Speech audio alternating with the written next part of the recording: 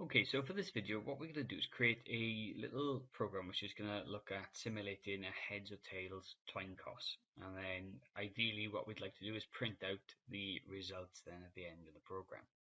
Now there's a number of ways we can do this. I'm going to be using something called the random library, and I'm also going to be using the time library within Python.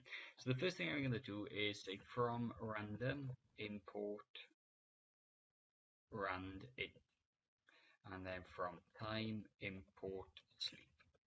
So with both of these, randint is basically a random integer, and it's something that we call from a library called random.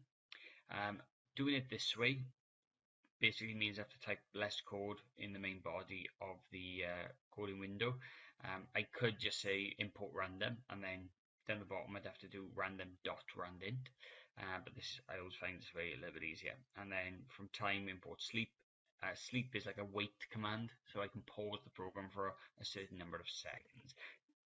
We don't actually need this line of code. It's just something that I put in because it helps them with the user interface.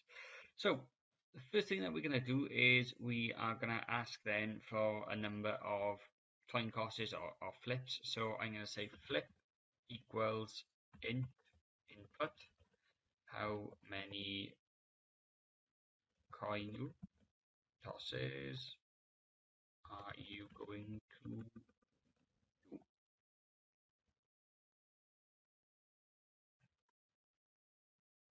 So two things with that. The first thing is obviously we're asking for an input, which is this one here. This green text here is an input. So that's the question. Then we're going to turn that into an input, so we're asking the question, and then whatever the value is, we're going to turn it into a whole number, an integer. Now, as I've said in previous videos, please make sure that when you are typing this in, you don't type a letter. Otherwise, if you do type a letter, there's no error checking on this at the moment. Therefore, it will crash the program. So what we've got now is a flip int, how many toin cosses would you like, or something similar. So what we're going to do then is we're going to add in our code. Now I could then type this out a certain number of times, but I am going to use a loop. So I'm going to say for I in range, and then flip. So this number will loop around a certain number of times. And then what we're going to do is we are going to add in then basically a head or a tail. And the way we're going to do that is we're going to get the computer to generate a random number. So I'm going to say result equals rand int, and then notice what I'm doing, 0 and 1. So what this does is it basically gives the random integer two possible combinations to play with, 0 or 1. So it'll either produce a 0 or it'll produce a 1. And just to show you how this works, if I do print result, okay, if I just run this program now. So how many toin cosses are you going to do? So we're going to do 5 as an example.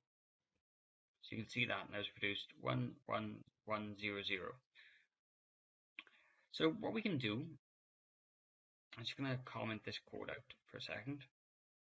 So what we can do then is we're going to add an if statement in here. So I'm going to say if the result is equal to, say, 0, then print heads. Else print tails.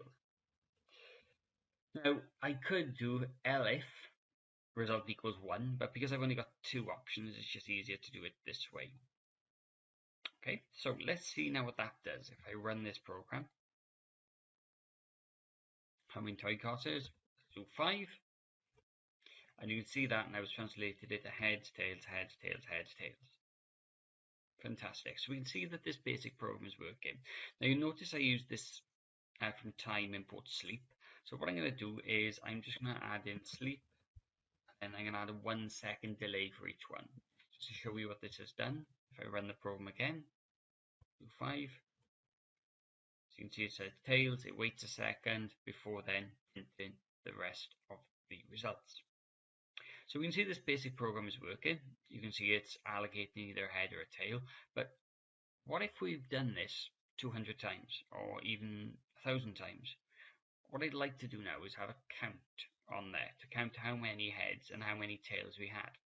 So at the top of the program, what I'm going to do is I'm going to say heads equals 0 and then tails equals 0. So these now are two variables, and I'm assigning the variables both a 0. And then underneath each of these if statements here, what I'm going to do is I'm going to say heads, and I'm going to do plus equals 1. So what this does is every time this loop runs, if it lands on heads, it's going to add a 1 to the value of heads. And likewise, I'm going to do down here, same thing, tails plus equals 1. Now, if I run this program, you'll notice it's not really going to do anything different. So it does show heads, heads, tails, tails, heads, and then the program ends. The reason why it doesn't display how many tails we've had or how many heads, the results, is because we haven't told it to. So I'm going to put this code now outside this loop. Can you see my cursor is right on the bottom there? So I'm going to say print the results are print heads, heads, print tails, tails. So if I just explain this code, this has to go outside the loop. Otherwise, it'll just keep on printing how many heads there are every time this loops, and that's not what we want. So what this does is it just prints out the message, here are the results, and then it's got print. It'll show the words heads, and then it'll display the value that heads contains. So if we run this program now, we do 5. So these are tails, heads, heads, heads, tails, and then it's got the results then underneath. Okay, so that's how you'd make a basic coin tossing program using basic problem solving with Python.